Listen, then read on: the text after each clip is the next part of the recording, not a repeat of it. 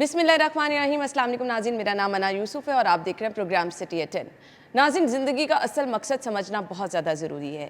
हम ज़िंदगी की दौड़ में और बहुत सारे लोग जो वाकई मेहनत कर रहे हैं, मेहनत के साथ साथ बहुत ज़्यादा ज़रूरियात ज़िंदगी, रोज़ाना की रूटीन, अपना काम किया, घर के काम निपटाए, दफ्तर गए, अपने कारोबार पे गए, वो एक मशीन सी ज़िंदगी बनी है जिसको हम अगर ये कहें कि इसके बगैर तो गुजारा भी नहीं है। बट इसमें हमारी ज़िंदगी का असल मकसद क्या है? अभी माह मुबारक गुजरा और हमने देखा कि हम थोड़ा सा उस मकसद के करीब जाना शुरू होते हैं, लेकिन जैसे ही वो फिर दुनियादारी में पड़ते हैं, आपका ज़िंदगी का मकसद फिर जो है वो आपको लगता है कि तब्दील होना शुरू हो गया है।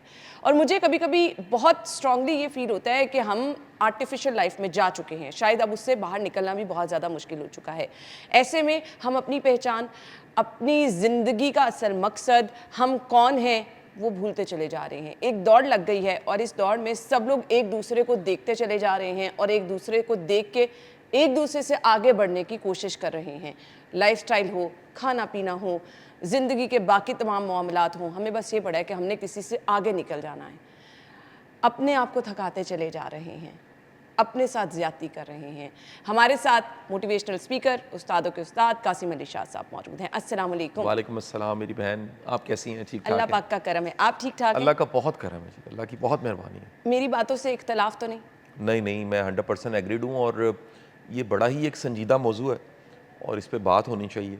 मैं एक ताज़ा किताब ख़त्म की है, आप इजाज़त दें तो उसका हवाला यहाँ पर कोट करना चाहूँगा। उस किताब का नाम है die with zero. Die with zero. अच्छा, वो स्टार्ट पे मुझे मेरा ये इम्प्रेशन था शायद उस किताब के बारे में कि डाई विद ज़ीरो का मतलब है कि सब कुछ ख़त्म करके फिर मारना। लगा ऐसे ही। लेकिन जब मैंने पढ़ा तो उसमें डाई विद ज़ीरो का एक ये भी मीनिंग था कि हम जब ज़िंदगी के इख्तिताम पे हों तो हमें पछतावे ना हो कि हम क्या कुछ कर सकते थे और हमने नहीं किया, या हम ना चाहते जमा करने की मशीन नहीं बने। ये जो जमा करने की मशीन है ना, हर कोई जो बने बैठा है कि इतना इकट्ठा कर लिया जितना ज़रूरी नहीं है, इतना इकट्ठा कर लिया है कि उसको छोड़ना बड़ा मुश्किल है, इतना इकट्ठा कर लिया है इतना चाहिए ही नहीं, इतना इकट्ठा कर लिया है। ये जो लालच या लोभ है, ये आपकी सारी ज़िंदगी के जायके को ख़राब कर देता है। शाह साहब, आने वाले टाइम की फ़िक्र ना करें।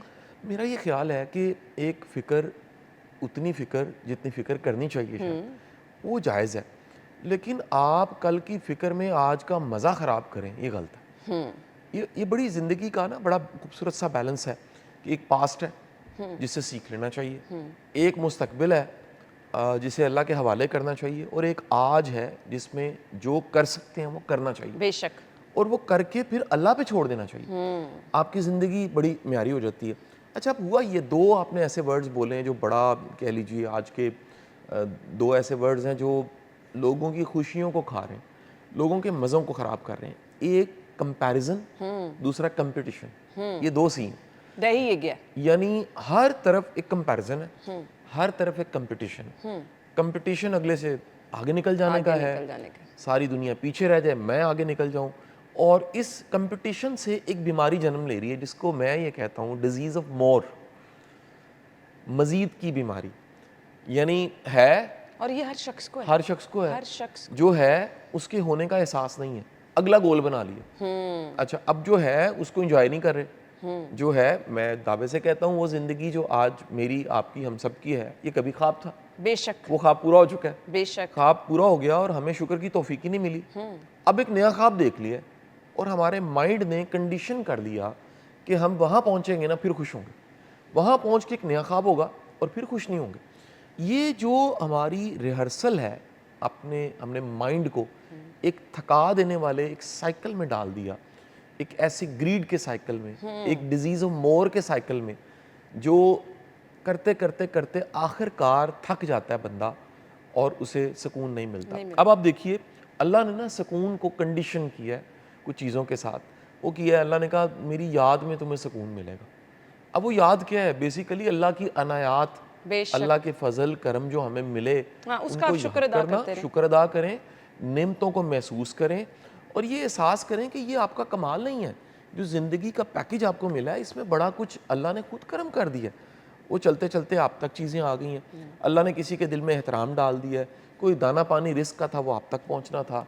अल्लाह ने आपके कितने पर्दे रखे हुए हैं, کتنی چیزیں بن مانگے مل گئی ہیں, کتنی چیزیں ایسی ہیں جو آپ نے سوچا بھی نہیں تھا مل گئی ہیں, کئی چیزوں کے ایسے اسباب بنے ہیں کہ آپ وہاں تک پہنچ گئے ہیں. کچھ چیزیں آپ کے لیے اچھی نہیں تھیں, اللہ نے خود ہی ایسی کو ہوا چلائی, وہ چیزیں دور ہو گئیں آپ کے لیے. سو میرا یہ خیال ہے نا کہ آج کی زندگی میں یہ جو کمپٹیشن ہے اس کو ہمیں اس میں سے نکلنا پڑے گا. بالکل, اور اگر نہیں نکلے تو ہم اپنی لائف کو خود بخود اپنے ساتھ کیا کر رہے ہیں یہ ہمیں اندازہ بھی نہیں ہے کہ ہم اپنے ساتھ کیا. ہر بندہ تھکا ہوا شاہ صاحب لگ رہا ہے. میں نے کبھی لوگ اتنے بیمار نہیں دیکھے تھے آنیسٹلی اسپیکنگ. اچھا, آپ نے دیکھا ہے کہ آپ تو ایک سٹی کا چینل ہے اور اتنا دیکھا جاتا ہے, نمبر 1 چینل ہے, تو اس وقت آپ اگر دیکھیں نا کرائم کی شکلیں, اور لوگ اپنے بچے مار رہے ہیں, بالکل اپنے گھر والوں پہ ظلم کر رہے ہیں, سوسائڈ کر رہے ہیں. سوسائٹی کا ذہنی سکون تباہ ہو گیا. یعنی وہ اطمینان, وہ سکون جو اللہ کی بہت بڑی, اللہ کہتا ہے ایک میرے کرم اور عنایت کی جو بہت بڑی شکل ہے وہ سکینت ہے, بے شک, ایک سکون قلب ہے بے شک, جو میں دیتا ہوں. وہ کہتا ہے نہیں پاؤ گے تم سکون قلب کو لیکن میری یاد میں, اگر تمہیں ملے گا تو میری یاد ملے گا. پھر انا سکون ملتا ہے گھروں سے. اللہ نے سکینت کو, سکون کو, اطمینان کو گھر سے کنڈیشن کی ہے. بے شک, اور آج کا چیلنج دیکھیے, لوگوں کو اپنے گھر سے سکون نہیں مل رہا. ہمارے پیر و مرشد واصف علی واصف صاحب کا بہت بڑا جملہ ہے, وہ فرماتے ہیں اگر اپنا گھر سکون کا ذریعہ نہیں بن رہا تو توبہ کا مقام ہے. ہم نے کو بلنڈر کیا ہے, پھر ہم سے کو غلطی ہوئی ہے, ہماری ترجیحات میں جو بہت اہم تھا وہ بہت اہم نہیں رہا, بے شک, تو پھر وہ ہم نے اس کو گوایا ہے, اس سکون کو گوایا ہے. تو میں تو یہ سمجھ پایا ہوں کہ اس کمپٹیشن سے نکلنا, پھر کمپیریزن سے نکلنا. کمپیریزن الٹیمیٹ, یہ کمپیریزن جو سوسائٹی میں آیا ہے اس کا اینڈ حسد ہے, اور حسد کا مطلب ہے ایمان ختم ہو گیا.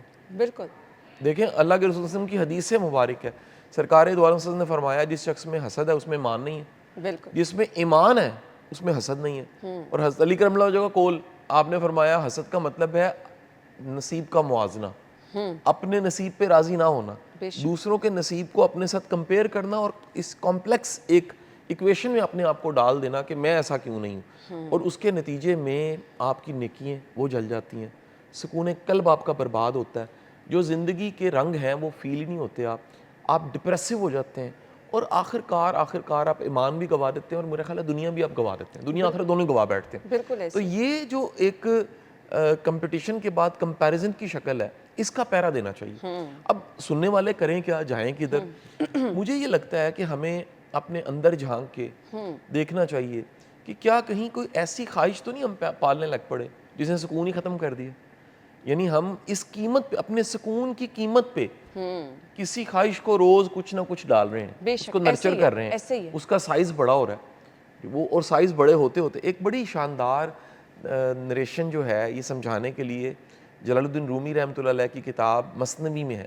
فرماتے ہیں ایک شخص اٹھا اور اس نے گھر کے باہر دیکھا ایک چھوٹی سی کومپل نکلی ہوئی ہے رستے میں, اس کی رستے پگڈنڈی پہ کومپل نکلی ہوئی ہے, اور وہ بڑی عجب سی ہے اور اس سے کچھ بدبو بھی آ رہی ہے. اس نے اگنور کیا, اس نے کہا خیر ہے دیکھیں گے, آگے چلا گیا. 2-4 دن بعد پھر دوبارہ وہاں سے گزرا تو وہی کومپل ایک پودا بن چکی تھی, اور اس پہ کچھ کانٹے چھوٹے چھوٹے لگے ہوئے تھے, بدبو بھی آ رہی تھی اس سے. اس نے کہا نہیں آج نہیں, پھر کبھی دیکھیں گے. اور کرتے کرتے پھر کبھی وہ گزرا تو اس نے دیکھا وہاں ایک تناور درخت ہے جس کو ہٹانا بڑا مشکل ہے, جس کی کہہ لیجئے کہ ایک سٹرینتھ ہے, اور اس کے کانٹے جو ہیں اور اس کی ڈنڈیاں جو ہیں وہ رستے میں آنے لگ پڑی ہیں, اور نہ صرف اس کے کپڑوں کو خراب کر رہی ہیں, ہر گزرنے والے کو خراب کر رہی ہیں. سٹوری مکمل ہو جاتی ہے.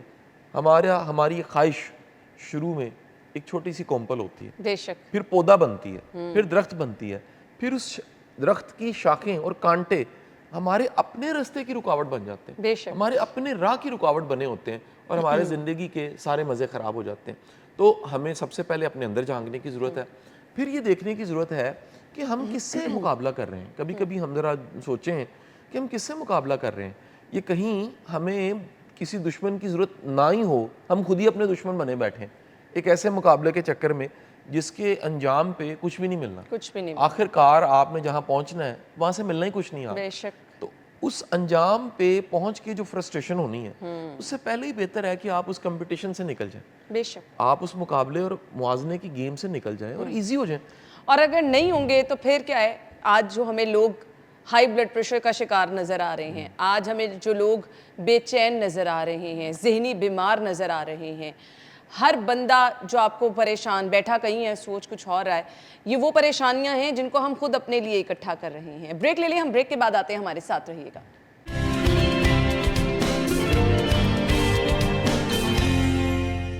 Welcome back once again. Qasim Ali Shah صاحب ہمارے ساتھ موجود ہیں. بہن بھائی, خاص طور پہ بھائیوں میں وہ محبت نہیں رہی, وہ جو ہم کہتے تھے سنتے تھے کبھی نفسا نفسی. کیا ہے یہ نفسا نفسی؟ اچھا, آپ نے تو بہن بھائیوں کی بات کی, مجھے لگتا ہے پوری سوسائٹی ٹرسٹ کی کمی کا شکار ہے. یہ اعتبار جو کم از کم چاہیے رشتے نبھانے کے لیے, اور ہم اکیلے نہیں رہ سکتے, ہمیں رشتے چاہیے, ہم نے جینا ہے. پہلے دن سے لے کے آخری دن تک ہمارا واسطہ دنیا کے ساتھ, انسانوں کے ساتھ, لوگوں کے ساتھ رہتا ہے. اور جب یہ ٹرسٹ نہیں ملتا تو نہ چاہتے آپ کے اندر ایک کمی آتی ہے, اور وہ کمی جو ہے وہ ایک غیر یقینی حالت کو پیدا کرتی ہے. یہ غیر یقینی حالت خود بذات خود ایک عذاب ہے. یہ اتنا خوفناک عذاب ہے جس کا پورا سماج اس وقت شکار ہے. میں آپ کو ایک ہسٹری کا واقعہ کوٹ کرنا چاہوں گا. یہ واقعہ بڑی فیمس کتاب ہے وکٹر فرینکل کی, اور کتاب کا نام ہے مین سرچ آف میننگ. یہ ون آف دی بیسٹ کتاب ہے پازیٹیو سائیکالوجی اور لوگوتھراپی پہ. اس میں وہ واقعہ کوٹ کرتا ہے سیکنڈ ورلڈ وار کا. اور سیکنڈ ورلڈ وار کے اس واقعے میں جو ہولوکاسٹ ہے, جس میں بڑا ظلم ہوا, اور کہہ لیجئے کہ مختلف ٹارچر سیلز تھے, اس میں لوگ پڑے ہوئے تھے, قیدی بہت سے. اور قیدی جو تھے, وکٹر فرینکل ایک سائیکیٹرسٹ تھا, اور وہ بھی قید میں چلا گیا. اور اس نے جو کچھ وہاں مناظر دیکھے اس کو بعد میں اپنی کتابوں میں رقم کیا, اور وہ واقعات بعد میں دنیا کو پتہ لگے کتنے بھیانک واقعات تھے. وکٹر فرینکل لکھتا ہے کہ وہاں حالت یہ تھی کہ شروع میں جب لوگ وہاں گئے ہیں تو انہیں پہلے تو یقین ہی نہیں آیا کہ ہم یہاں پہنچ گئے. اتنی بدتر حالت میں پہنچ گئے. یعنی پہلے تو ڈینائل کی ایک فیز آئی. انسان کی سائیکالوجی کو سمجھا رہا ہے کہ جب یہ حالت ہو جاتی ہے, یہ میں اس لیے بھی سمجھا رہا ہوں, یہ سوسائٹی آپ کو اس ٹارچر سیل کی اور جیل کی حالت آپ کو سوسائٹی میں دکھے گی اس وقت. یعنی وہ ایک چھوٹی سی لیب تھی جس میں دیکھا گیا, اور اس وقت آپ اپنے ارد گرد دیکھیے, اسے ملتی جلتی حالت آپ کو دیکھے گی. اس نے کہا اگلی جو حالت تھی نا, اس میں جذبات ختم ہو گئے, بے رحمی ہو گئی. اور بے رحمی کا اگلا لیول جو آیا وہ نفسا نفسی تھی. اس نے کہا نفسا نفسی کس لیول کی تھی؟ اس لیول کی تھی کیونکہ 24 گھنٹوں میں ایک بریڈ ملتی تھی کھانے کے لیے. تو ایک بندہ مر رہا ہوتا تھا, دوسرا پاس بیٹھ کے انتظار کرتا تھا یہ مرے, اس کی بریڈ میں نے کھانی ہے. ایک بندہ مر رہا ہوتا تھا, 2 لوگوں میں لڑائی ہو رہی ہوتی تھی, یہ مرے گا, اس کے جوتے میں نے لینے. ایک بندہ مر رہا ہوتا تھا, اور سردی سے بچنے کے لیے جو جیکٹ اس نے پہنی ہوئی ہے, کوئی دعوے سے کہہ رہا ہوتا تھا یہ میں نے لینی ہے, یہ مجھے اچھی لگ رہی ہے. اس قدر نفسا نفسی, اس قدر سفاکیت انسانی رویے میں وہاں دیکھی گئی. تو آپ کو یہی مزاج کہیں سوسائٹی میں دکھتا ہے. لوگ ایک کرائسس آتا ہے, اس کو نپٹاتے ہیں, پھر آگے نکل جاتے ہیں, پیچھے مڑ کے بھی نہیں دیکھتے. بالکل ایسا ہی. لوگ ایک آپ کبھی دیکھیے, خدا نہ خواستہ, لاہور میں جگہ جگہ یہ روز ہی ہوتا ہے کہ ایک حادثہ ہوا ہوتا ہے, لوگ نہ بس دیکھ کے تو نکلتے جا رہے ہوتے ہیں. بہت کسی کو لوگ پرواہ ویڈیو کوئی بنا نہیں کے ہوتی. سوشل میڈیا پہ ڈال دیتے ہیں, بس کوئی نارمل موبائل ہوتا ہے. سے ریل بنا رہا ہے, کوئی دیکھ رہا ہے, کوئی بس دیکھ کے آگے نکلتا جا رہا ہے, کوئی کہہ رہا ہے اللہ بھلا کرے جی. یہ نفسا نفسی آپ کو اپنے قریبی رشتوں میں, سوسائٹی میں, وہ جو دوست کا ورڈ تھا, ایک اپناہٹ تھی, ایک اپنا پن تھا, ایک پھر حیاد آ رہی تھی رشتوں کی نا. یہ بڑی خوبصورت چیز تھی کہ جس میں ایک ہمہ دعویٰ تھا کہ یار کسی سے میرا احترام کا تعلق ہے, کسی سے ہمیں دعوے کا تعلق ہے. تو سوسائٹی میں وہ جو ایک ہمہ دعویٰ وہ ختم ہونے لگ پڑا. اور یہ آپ نوٹ کیجئے پچھلے کوئی 4-5 سالوں میں زیادہ ہوا. مجھے لگتا ہے کہ انڈر کارپٹ تھا. بالکل یہ کارپٹ ہٹا ہے, حالات بدلے ہیں, کیونکہ دنیا میں چیلنج آئے ہیں, کووڈ آیا ہے, اس وقت دیکھیے جنگوں کا زمانہ ہے, شدید انسرٹنٹی ہے, بالکل دنیا میں انتہا کی ایک سٹریس ہے. اور وہ سٹریس جو ہے صرف وہ ہم سمجھتے ہیں اس خطے میں نہیں ہے, پوری دنیا میں ہے. پوری دنیا میں. میرے جتنے جاننے والے یورپ بیٹھے ہیں, انا میرا رابطہ ان سے ہوا, بڑے پریشان ہیں, پورا گلف پریشان ہے, ایسے ہی بالکل. امریکہ میں لوگ بڑے پریشان ہیں, مطلب آپ کی ایشیا کی پٹی میں کیونکہ یہ رکا ہوا ہے سارا ٹریڈ کا جو ٹریک ہے, بالکل. تو شدید سٹریس ہے پوری کی پوری پٹی میں. آپ ملک میں دیکھ لیجئے, پہلے ہی بڑی مشکل سے گورنمنٹ نے چیزوں کو سٹیبل کیا تھا, اور بڑی مشکل سے یہ نظام سارے کا سارا چلتا چلا جا رہا تھا. ایک عجب سا کیوس ہے, ایک عجب سی انسرٹنٹی ہے. تو مجھے لگتا ہے کہ یہ جو نفسا نفسی ہے, یہ ایک اس وقت کی ایک عذاب کی اور ایک بڑی عجب سی حالت ہے. اور اس میں اگین اگر انفرادی طور پہ نکلنا, اجتماعی طور پہ تو میں کہوں گا اسٹیٹ کو, ایک اسٹیٹ اور دنیا کو پوری ایک سرٹنٹی, ایک یقین پیدا کرنا چاہیے کہ آپ یہاں پر ہیں.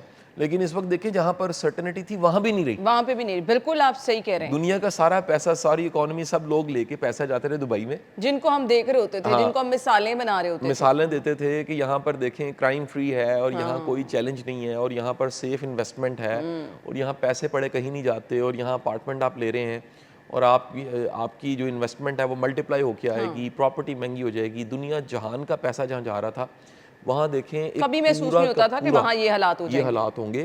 میں چند دن پہلے رمضان سے پہلے کسی کام کے لیے گیا ہوا تھا اور میں کم از کم میں نے 8-10 کلومیٹر پیدل واک کی مختلف روڈز پہ. کوئی سوچ بھی نہیں سکتا تھا وہاں کہ یہ دبئی جس کو اس وقت دیکھا جا رہا ہے وہ اس حالت میں ہوگا کہ وہاں پر لوگ دیکھیے نکلنے کے لیے وہاں سے وہ یورپ جانے کے لیے $3.5 لاکھ روپیہ خرچ کر کے اس وقت یورپ نکلے ہیں اور کیسے فلائٹیں لے کے نکلے ہیں. یہاں وہ جو تصویریں ساری آئی ہیں ایئرپورٹس کی, وہ کس قدر نفسا نفسی اور کس قدر ایک بے بسی نظر آتی ہے. دنیا جہان کے بلینئرز وہاں سے نکلنا چاہتے ہیں, کوئی انویسٹمنٹ کرنے کو تیار نہیں ہے. جو بیچنے والے بیچنا چاہتے ہیں خریدنے کو کوئی تیار نہیں ہے اور پورے کا پورا نظام رک گیا. تو یہ آپ وہاں دیکھیں جہاں اتنی بڑی ایک امپائر ہے جس کا ایک امپریشن ہے پوری دنیا کے لیے, وہ ٹیکس ہیون کہا جاتا ہے اس کو, اور ٹریڈ کے لیے اور کام کے لیے اور کاروبار کے لیے اور رہنے کے لیے ایک چھوٹے سے ریگستان کا ٹکڑا وہ بیچتے ہیں تو پوری امپائر کھڑی وہاں ہو جاتی ہے. وہ کس حالت میں چلے گئے ہیں تو obvious ہے کہ اس کا اثر پوری دنیا میں ہے. اور اس میں میں انفرادی طور پہ تو ایک سولوشن یہ بتا سکتا ہوں کہ توکل خدا کی شدید ضرورت ہے. بے شک اللہ سے رجوع کرنے کی بڑی ضرورت ہے کہ آپ اپنا ایمان ذرا تازہ کریں. جس طرح ہمارے رشتے ہم کچھ دن غائب رہیں تو دوبارہ مل کے رابطہ کر کے کنیکشن بحال کرتے ہیں کہ ٹھیک ہے سب خیریت ہے, ہمیں اپنے ایمان کی بھی تجدید کی ضرورت ہے. اپنے رب کو کہیں کہ یا باری تعالیٰ ہم تیرے بندے ہیں, تو رحم کر دے, ہماری دنیا پہ رحم کر دے. ایک ہماری اپنی چھوٹی سی کائنات ہے, ہر بندے کی ایک چھوٹی سی انا کائنات ہے, اس پہ بھی رحم کر دے, ہمارے گھروں پہ رحم کر دے.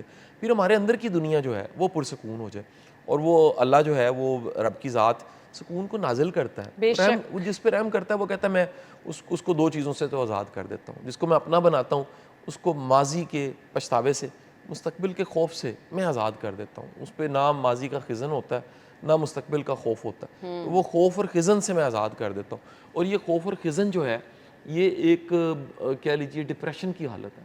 میں یہ کہتا ہوں یہ ڈپریشن ڈپ سے نکلا ہے نا, ایک ڈپ لگی ہوئی ہے. تو اللہ تعالیٰ سب کو اس میں سے نکالے, کیونکہ جس کا چھوٹا موٹا دال دلیا بھی چاہ رہا ہے وہ بھی پریشان ہے, پتہ نہیں کل کیا ہو جانا ہے. بالکل صحیح, کل کیا ہو جانا ہے یہ فکر ہم سب کو کھائی جا رہی ہے اور اسی فکر میں ہم دوڑتے چلے جا رہے ہیں اور اپنی فکر ہم بھول گئے ہیں.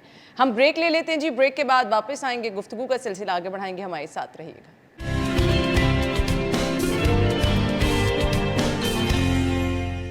ایک بار پھر سے آپ کو خوش آمدید کہیں گے. قاسم علی شاہ صاحب ہمارے ساتھ موجود ہیں. نفسا نفسی زندگی کی بھاگ دوڑ, زندگی ہمیں تھکاتی چلی جا رہی ہے, ہم تھک چکے ہیں لیکن پھر بھی ہم دوڑتے چلے جا رہے ہیں, پھر بھی ہم اسی مقابلے میں ہیں, پھر بھی ہم اسی طرح سے ہیں کہ بس ہم نے فلاں سے آگے نکل جانا ہے, فلاں سے آگے نکل جانا ہے, کوئی ہمیں کم نہ کہے. یہ سب سوشل میڈیا کے آنے سے زیادہ نہیں ہو گیا؟ سوشل میڈیا کے آنے سے زیادہ ہو گیا. ایک پوسٹ شروع ہوتی تھی, میں اگر کوئی آج سے 4-5 سال پہلے دیکھوں نا, وہ چیک ان کا زمانہ آیا تھا. آپ کہیں کھانا کھانے گئے, چیک ان, آپ کھانے کے پکچر لگا رہے ہیں, آپ چیک ان کر کے ہوٹل کے پکچر. اب وہ چیزیں اب تو ریلز بننا شروع ہو گئی ہیں, اب آپ اسٹریک فوراً بھیج دیتے ہیں. بہت فاسٹ ہو گیا سب کچھ. ایسے ہی ہے. اور اس سے کیا ہوا ہے, دکھاوا بڑھا ہے, دکھاوا بڑھا ہے, فرسٹریشن بڑھی ہے, پھر دکھاوے سے نہ ہونے کا احساس بڑھا ہے, دکھاوے سے پتہ لگا ہے جی ساری دنیا آگے نکل گئی, میں پیچھے رہ گیا ہوں. دکھاوے سے جو میٹیریلسٹک اپروچ ہے, جو ایک صرف اوپر باہر دکھاوا ہے, باہر کی دنیا ہے, وہ سب کے سامنے ہے. جو اندر کی حالت ہے وہ کوئی نہیں دکھا پا رہا. آپ چاند کو فتح کرتے جا رہے ہیں, پاس بیٹھا بندہ اس کا خبر ہی نہیں ہے. آپ امریکہ سے واقف ہیں, دبئی سے واقف ہیں, ساتھ والے ہمسائے سے واقف ہی نہیں ہیں. بالکل صحیح کہا. آپ اپنوں سے واقف نہیں ہیں. ہر بندہ ایک سیل فون لیے بیٹھا ہے, اس کو ایک اپنی دنیا کے اندر وہ گھس جاتا ہے. اس کو پتہ نہیں ہے کہ ساتھ والے اس کی حالت کیا ہے, گھر والوں کی حالت کیا ہے, کسی کی سچویشن کیا ہے. یہ پچھلے دنوں میں ہم نے ایک پروگرام کیا تھا سوئسائڈز کے اوپر, آپ کو یاد ہے؟ جی بالکل. اس میں ایک ہم نے یہ بات کوٹ کی تھی کہ گھر میں رہنے والوں کا بچوں کا بڑوں کو نہیں پتا, اور بڑوں کا بچوں کو نہیں پتا. یعنی یہ ذرا اندازہ لگا لیجئے, ایک دفتر میں ایک گھر میں رہنے والوں کا ہمیں نہیں پتا ہوتا بیچارے کے ساتھ کیا بیت رہی ہے, کسی کے ساتھ اندر کیا چل رہا ہے, کسی کے اندر میں حالت کیا ہے. وہ کرتے کرتے بیچارہ جو ہے وہ ہماری آنکھوں کے سامنے کہیں اوجھل ہو جاتا ہے, چلا جاتا ہے, مر کھپ جاتا ہے, خبر ہی نہیں ہوتی.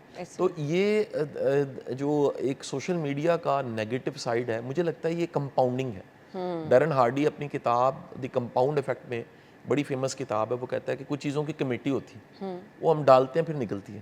وہ کہتا ہے ہارٹ اٹیک ایک کمیٹی ہے, آپ تادیر آپ نے اپنی صحت کی پرواہ نہیں کی, خیال نہیں رکھا, اور آخر کار پھر ہارٹ اٹیک ہوا آپ کو. اسی طرح اگر آپ کے پاس علم ہے تو وہ آپ اکٹھا کرتے کرتے سیکھتے سیکھتے آخر کار وہاں پہنچے کہ وہ علم آپ کی زبان سے نکلنا شروع ہو گیا, اور لوگ کہتے ہیں کتنا علم ہے جی. آپ نے عزت کمائی, آپ نے کتنی محنت کی, وہ کرتے کرتے کمیٹی نکلی, اور پھر وہ اس عزت کا نتیجہ ہے کہ ملنے والے آپ سے محبت کا, احترام کا اظہار کرتے ہیں. اسی طرح آپ کی جو ایک کہہ لیجیے سوشل میڈیا والی سائڈ ہے, مجھے لگتا ہے کہ اس میں بھی کمپاؤنڈنگ ہوئی ہے. شروع میں یہ بڑا فیسینیٹ کیا ہے, آپ یاد کیجئے. اچھا ایون ڈیجیٹل انکم بڑی فیسینیٹ کرتی تھی, اور اس میں کوئی اتنا کمپٹیشن نہیں تھا. اس کو دنیا جو ہے وہ لیتی تھی بڑی پازیٹیو چیزیں کر کے. لیکن آپ اس وقت دیکھیے کہ تھرڈ کلاس قسم کا کانٹینٹ, بڑا عجب سا میٹیریل, ایک نئی ایک پوری فصل آئی ہے ایسی سیلیبریٹیز کی جس میں نہ کوئی معیار ہے, نہ کانٹینٹ ہے, نہ مورلز ہیں, نہ ایجوکیشن ہے. جسٹ کہہ لیجیے ڈوپامین ایک اسپائک ایسے کر کے آنی ہے اوپر, تھوڑی دیر کے لیے, ایک چسکے کے لیے آپ نے سننا ہے, اس کے بعد اسے نیچے گر جانا ہے. اور یہ مزاج دیکھیں, ڈیمانڈ اور سپلائی کا رول چلتا ہے. اس کچرے کی ڈیمانڈ اتنی زیادہ ہے, آپ اندازہ لگائیے, اتنی ڈیمانڈ ہے بالکل کہ کام کی بات, خیر کا کانٹینٹ, پازیٹیو جو کانٹینٹ ہے وہ پیچھے چلا گیا. اور الٹیمیٹ یہ وقتی طور پہ تو سودنگ لگتا ہے, بڑا فیسینیٹ کرتا ہے, آخر کار اس کے نتیجے میں ایک فرسٹریشن ہے. بالکل ایسے وہ جو ہم ڈسکس کر رہے ہیں ایک فرسٹریشن ہے, ایک غیر یقینی حالت اپنے اندر پیدا ہو جاتی ہے, ایک ڈپریشن کی حالت ہو جاتی ہے, اور نہ چاہتے آپ فرسٹریٹڈ ہو جاتے ہیں. جھوٹ ہے نا سب کچھ, الوژن ہے. آپ کامنٹس دیکھتے چلے جائیں, ہر کوئی آپ کی تعریف کرتا چلا جا رہا ہے, ہر کوئی اندر سے سڑا ہوتا ہے, اندر سے سڑا ہوتا ہے. اچھا ایک اور جو عجب کام ہوا ہے نا, لوگوں کی ہمدردی لینے کی صلاحیت بھی بڑی ہے, جو کہ ایک انہیلدی چیز ہے. بالکل ایسے, یعنی آپ کی سیلف ڈیپینڈنٹ بھی تو آپ کو ہونا چاہیے نا, آپ کو اپنا ایک کہتے ہیں اپنا آپ کجنا بھی تو چاہیے نا, اپنا کچھ چھپانا بھی ہوتا ہے, کچھ سنبھالنا بھی ہوتا ہے. یہاں پر ایک آپ کے ہاتھ کی سب سے چھوٹی فنگر پہ چوٹ لگتی ہے, اس کی کو پکچر لگاتا ہے, اس کو فیس بک لگا کہتا ہے جی میری اس چھوٹی سی فنگر کے لیے دعا کریں, کل یہ دروازے میں آ گئی ہے. تو لوگ ایک سیلف پٹی کا, ایک ہمدردی ایکوائر کرنا, دوسروں سے لینا, ہمدردی مانگنا, اس کی طرف چلے گئے, اور یہ بھی بڑا نیگیٹو ہے جی. یہ آنے والا وقت نا تباہی ہے. کبھی کسی کو یہ نہیں پتا ہوتا تھا کسی گھر میں, اس کے کمرے میں, اس کے ڈریسنگ روم پہ کیا پڑا ہے. اب آپ وہ تصویروں میں, سوشل میڈیا پہ سب کچھ دیکھ سکتے ہیں, فلاں بندے کا گھر کیسا ہے, فلاں بندے کے گھر میں کمرے کتنے ہیں, یہ ہر کسی کو پتہ ہے. آپ انا دیکھیے قرآن پاک میں اللہ حکم دیتا ہے کہ ٹو مت لگاؤ, یعنی کہ اپنی, آج کہتے ہیں نوز کو ڈپ نہ کرو کسی کی ذاتی زندگی میں. یعنی آپ کسی کو ایسا نہ کھرے دو جو اگلا بتانا نہیں چاہ رہا, یا اگلے کی پرسنل لائف ہے, یا ایک خوبصورت گیپ ہے دو لوگوں کے رشتے میں, وہ گیپ رہتا ہے تو رشتہ خوبصورت رہتا ہے. وہ گیپ ختم ہو جاتا ہے اور رشتے کی بیوٹی اللہ نے منع فرمایا قرآن پاک میں, بڑے واضح کام ہے. کیوں منع فرمایا؟ کیونکہ انسان کی جبلت میں دلچسپی ہے, ہماری فطرت میں, ہماری سرشت میں کہیں نہ کہیں یہ دلچسپی ہے کہ کیا چل رہا ہے, اب کیا ہوا ہے, کیسا ہے, ہو کیا رہا ہے, مسئلہ کیا ہے, پرسنل کویشچن, ذاتیات کے کویشچن, عقیدہ کیا ہے, فرقہ کیا ہے, گھر میں کیا ہو رہا ہے, لڑائی کیا ہے, صلح کیا ہوئی ہے, خریدا کیا ہے, کھایا کیا. اچھا اب یہ جو ہمارے مزاج میں ہے آج, اس کو انٹرٹین کرنے کے لیے سوشل میڈیا موجود ہے. بالکل ایسے, بالکل جو میں نے کہا کہ پوری فصل تیار ہو گئی ہے ایسے انٹرٹینرز کی, جو اسی انسان کی فطرت کو سامنے رکھتے ہوئے لاشعوری طور پہ ایسا کنٹینٹ پروڈیوس کرتے ہیں جو ان کی یا کسی کی ذاتی زندگی, انکم کتنی ہے, بالکل ایسے ہی. پیسے کتنے اب یہ کما رہے ہیں, چیزیں گاڑی نا کون سی ہے, رکنے والی بھی نہیں ہے. مجھے لگتا ہے اب یہ چیزیں چلتی چلی جا رہی ہیں کیونکہ لوگ سوشل میڈیا کے اس سمندر میں ڈوب چکے ہیں. بریک لے لیں, ہم بریک کے بعد آتے ہیں.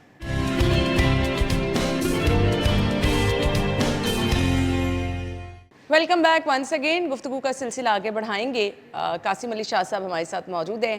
زندگی کا ایک چکر ہے جس میں انسان جی رہا ہے, اور اپنے آپ کو بنانا, سنوارنا, اپنے اوپر انویسٹ کرنا, اپنے لائف سٹائل کو غور کرنا. اب اس کو بھی ہم نے تھوڑا سا آرٹیفیشل کر دیا، ایسے ہی ہے شاہ صاحب؟ 100% ایسے ہی ہے جی. بنیادی طور پہ جو ہم زندگی جی رہے ہیں یہ بعض اوقات ہمیں لگتا ہے ہم اپنی زندگی جی رہے ہیں لیکن ہم دوسروں کی خواہشوں کو سامنے رکھتے ہوئے اپنی زندگی جی رہے ہوتے ہیں. دوسروں کے بنے ہوئے سٹینڈرڈز، دوسروں کے بنے ہوئے معیار، ان پہ پورا اترتے اترتے تھک رہے ہوتے ہیں. تو یہ اگر آپ ایک ریئلٹی کو فیس کریں اور اپنے آپ کو خود ہی کٹہرے میں کھڑا کر کے اپنے آپ سے سوال پوچھیں کہ جس زندگی کو آپ جی رہے ہیں یہ کیا ہے، تو آپ کو پتہ لگے گا الوژن ہے، یہ ریئلٹی نہیں ہے. میں لائف سٹائل کو اوور آل ہیلتھ کے ساتھ کیونکہ جوڑتا ہوں، میں 3 حصوں میں بات کرنا چاہوں گا نا. اس میں سب سے جو امپورٹنٹ چیز ہے نا وہ ہمارے کھانے ہیں. یعنی لائف سٹائل صرف یہ نہیں ہے کہ آپ کپڑے کون سے پہنتے ہیں، وارڈروب کیا ہے، یہ ایک براڈر ٹرم میں اس میں آ جاتا ہے کہ آپ کا کھانا پینا، اس کے پیٹرنز کیا ہیں. بدقسمتی دیکھیے اس وقت آپ کے ملک میں ریکارڈ جو ہے نا وہ 3.5 کروڑ لوگوں کو شوگر ہو چکی ہے، ایسے ہی جو ریکارڈ ہے. اور کیا سب نے اپنا شوگر کا ٹیسٹ کروایا؟ نہیں. اگر سب کروائیں تو ایک اندازہ ہے 5.5 کروڑ لوگوں کو شوگر ہو چکی ہے. اور شوگر ہونے کا مطلب میٹابولک سنڈروم کیا ہے؟ بیماریوں کی ماں ہے. یہ ایک بیماری کے ذریعے کتنی بیماریاں جنم لیتی ہیں. اب یہ جو 5.5 کروڑ کو شوگر ہو چکی ہے اور 2-3 کروڑ بارڈر لائن پہ بھی کھڑے ہوں گے، ذرا غور کیجئے ایسا کیا ہوا؟ یہ ایک بیماری کی قسم ہے. دوسری طرف آ جاتے ہیں، آپ کسی کارڈک کے ہاسپٹل چلے جائیے، آپ کو وہاں پر کراؤڈ ملے گا، آپ کو ڈیلی کتنی سرجریز ہوتی ملیں گی، آپ کو ڈیلی کتنی ایمرجنسی ملے گی، کتنا فٹ فال او پی ڈی میں ملے گا. ایسے آپ جا کے پتہ کیجئے کتنی دوائیں، کتنی میڈیسن سیکیٹری کی بک رہی ہیں، اربوں روپے کی سیکیٹری کی میڈیسن بک رہی ہیں. ایک اندازے کے مطابق 8.25 کروڑ لوگ ذہنی بیماریوں کے شکار ہیں پاکستان میں. یعنی آپ ٹوٹل آبادی نہ لگا لیں، اگر ٹوٹل آبادی آپ کی تقریباً 30 کروڑ ہے تو آدھے لوگ پاکستان میں بیمار ہیں. بالکل، یا وہ جسمانی طور پہ بیمار ہے یا وہ ذہنی طور پہ بیمار ہے. آپ سروے کنڈکٹ کر لیجئے کسی جگہ پہ، یہ ایک ادارہ ہے، اس میں فرض کرتے ہیں 100 لوگ کام کر رہے ہیں، آپ ان 100 لوگوں سے ایک چھوٹا سا سروے کنڈکٹ کریں کس کس کے گھر میں ڈیلی کوئی میڈیسن کھائی جاتی ہے. 60% لوگ، 50 سے 60% لوگ کہیں گے ہمارے گھروں میں روز کوئی نہ کوئی میڈیسن کھائی جاتی ہے، یا بچہ کھا رہا ہے، یا بڑا کھا رہا ہے، یا ہم کھا رہے ہیں. آپ کو 40s 30s اینڈ 40s کے لوگوں کو ہارٹ اٹیک ہوتا نظر آئے گا. حیران ہوں گے یار یہ موتیں جو ہیں وہ ینگ موتیں کیوں لگ پڑی ہیں. لوگ رات کو سوتے ہیں، صبح اٹھتے نہیں ہیں. 1000 سے زیادہ جو ہے پاکستان میں ایک اندازے کے مطابق کہا جاتا ہے ہارٹ اٹیک سے موت ہوتی ہے، اس میں ینگ لوگوں کی ڈیتھس بہت زیادہ ہیں. یہ اوور آل جو اتنا بڑا ہیلتھ کرائسس ہے اس کو انڈر ایسٹیمیٹ کر رہا ہے، ہر کوئی انڈرسٹینڈ کرنے کے لیے تیار نہیں ہے. یہ کتنا بڑا کرائسس ہے، اور اس کا سلوشن میں نہ کہوں گا ہاسپٹلز نہیں. یہ جو ہم نے سمجھ لیا کہ زیادہ ہاسپٹلز بنیں گے اور زیادہ سے زیادہ جو ہے نا وہ ہیلتھ سروسز ملیں گی تو یہ ہیلتھ کرائسس ہمارا ٹھیک ہو جائے گا، بالکل غلط ہے. یہ ساری کی ساری بیماریاں پاکستان میں 80% بیماریوں کی وجہ غلط لائف سٹائل ہے. بالکل بالکل. ہم ضرورت سے زیادہ کھاتے ہیں، ہمیں جتنا کھانا چاہیے اس سے زیادہ ہم کھا رہے ہوتے ہیں، ہم عادتاً کھا رہے ہوتے ہیں. یعنی کھانا چاہیے، بھوک لگے تو کھانا چاہیے. پرانے حکیم کہتے تھے آپ کو 2 دن بھوک نہیں لگی آپ نے نہیں کھانا، 2 دن بھوک نہیں لگی تو آپ نے نہیں کھانا. جب بھوک لگے تو یہ سائن ہے کہ آپ کے جسم کو ضرورت ہے، آپ کو کھانا چاہیے. ہم اپنی ٹائم کے مطابق کھانا کھا لیتے ہیں، ہم صبح اٹھ کے ناشتہ کرتے ہیں، درمیان میں منچنگ کرتے ہیں، پھر لنچ کرتے ہیں. اس کے بعد پھر ہم چائے کا ٹائم ہو جاتا ہے شام کی، چائے کے ساتھ پھر کچھ منچنگ کرتے ہیں، اس کے تھوڑی دیر کے بعد پھر ہم کھانا کھا رہے ہوتے ہیں. اور کھانے کی کوانٹٹی بھی وہ جو سنت کا طریقہ تھا کہ آپ اپنے معدے کو 3 حصوں میں تقسیم کر دو، ایک کھانے کے لیے، پانی کے لیے، خالی چھوڑ دو. ٹھیک ہے جی، ہم تینوں حصے میں کھانا رکھتے ہیں، ہم کھانے پہ کھانا کھا لیتے ہیں. کتنے ایسے لوگ ہیں وہ کھانے پہ کھانا کھا لیتے ہیں. اچھا، پھر اس کے بعد اسی کے ساتھ کھانے کے ساتھ ہی جڑ جاتا ہے لائف سٹائل کا ایک حصہ کہ کھانا کھانا کب ہے. ایک اندازہ ہے، ریسرچ جو ہے اویلیبل، 40s کے بعد ہمیں 2 ٹائم میل کی ضرورت ہوتی ہے. اگر ہماری عمر جو ہے وہ تقریباً 38-40 کے بعد آگے جانے لگ پڑی ہے تو ہمیں 2 دفعہ کھانے کی ضرورت ہے، ہمیں 3 دفعہ کھانے کی ضرورت نہیں ہے. تیسری دفعہ یعنی دوپہر کا کھانا کھانا بھی آپ سیلڈ لے لیجیے، آپ کوئی ایک بوٹا لے لیجیے، آپ کیا لیجیے لائٹ سا کوئی پھل لے لیجیے، آپ کو چائے کا ایک کپ لے لیں کسی کوکی کے ساتھ، انف ہے. لیکن آپ یہ ظلم نہ کریں کہ 3 دفعہ آپ پیٹ بھر کے کھائیں. اچھا، آپ اگر ایک لمحے کے لیے سوچئے یہ عادت اگر پوری قوم اپنا لیں تو آپ کا جو کرائسس ہے خوراک کا، فوڈ کا، بالکل ایسے ختم ہو جاتا ہے اسی وقت کرائسس. وہ اتنا بڑا کرائسس. اچھا، پھر آپ کا ہیلتھ کا کرائسس ہے، بلینز آف روپیز آپ کے ہیلتھ کا، اسٹیٹ کا خرچہ ہے، بلینز آف روپیز کی میڈیسن آتی ہیں، ایون کہ کچھ بیماریاں ایسی ہیں جس کی دوائیں اگر ہمیں ضرورت نہ پڑے اور ہم قومی سطح پہ صحت مند ہوں تو ہمارے قرضے اترنے شروع ہو جائیں. صحیح کہہ رہے ہیں, بالکل باہر سے منگوا رہے ہوتے ہیں, امپورٹ کر رہے ہوتے ہیں. اس کے بعد میں دیکھیے جو اگلا ہمارا چیلنج ہے لائف سٹائل میں ہی, وہ ہم شام کا جو کھانا کھاتے ہیں وہ غلط ٹائم پہ کھاتے ہیں. غلط ٹائم پہ کھاتے اصولی طور پہ ہمیں کھانا مغرب سے پہلے مغرب کے بعد کھا لینا چاہیے. لیکن زیادہ تر لوگ رات دیر سے کھاتے ہیں, جاگتے ہیں نا, جاگتے ہیں, دیر سے کھاتے ہیں. بڑی تعداد لوگوں کی ایسی جن کا معدہ خراب ہے. اور سیکنڈ برین ہمارا یہ پیٹ ہے, یہ معدہ ہے. صحیح کہہ رہے ہیں. ایک برین یہ ہے, ایک برین یہ ہے. یہ خراب ہے تو یہ خراب ہے. یعنی آج جتنے سائیکیٹرسٹ ہیں, سائیکالوجسٹ ہیں, وہ مانتے ہیں کہ جو خوشی کے ہارمونز ہیں, مثلا سیروٹونین, وہ پیدا ہی معدے میں ہوتا ہے, معدے اور پیٹ کے ایریے میں آپ کے ہوتا ہے. اور یہاں سے خوشی کے ہارمونز پیدا ہوتے ہیں, خوشی یہاں محسوس ہوتی ہے. پیدا یہاں ہوتے ہیں, محسوس یہاں ہوتی ہے. اور اگر یہی ہیلدی نہیں ہے تو بندہ خوش کیسے ہوگا؟ تو لوگ آج یہ جو لوگ کہتے ہیں بھوک سے مر رہے ہیں, بھوک سے نہیں مر رہے, لوگ کھا کھا کے مر رہے ہیں. لوگ اس الوژن میں کہ ہم پتہ نہیں ابھی کھا لو, پتہ نہیں ملنا ہے کہ نہیں ملنا. آپ دیکھ لیجئے پچھلے دنوں میں روزے گزرے ہیں اور کئی بوفیز والے نے کئی ایسی ریلز بنائی ہیں کہ لوگوں نے پلیٹیں بھر کے چھوڑا ہوا ہے. ایسے ہی ہے, اتنا کھانا نہیں تھا جتنا ڈال لیا. ٹھیک ہے جی, یہاں اتنا کھا لیا. روزوں میں فوری طور پہ جیسے روزے ختم ہوتے ہیں تو جو معدے کے ڈاکٹر ہیں, پیٹ کے ڈاکٹرز ہیں, ان کے پاس مریض بڑھ جاتے ہیں. ایسے ہی ہے. اصولی طور پہ روزوں میں صحت اچھی ہونی چاہیے, لوگوں کی صحت الٹا خراب ہو جاتی ہے. بالکل. اور اتنا کھاتے ہیں, پھر غلط ٹائم پہ کھاتے ہیں. اچھا, لائف سٹائل میں دوسری جو امپورٹنٹ چیز ہے وہ نیند ہے.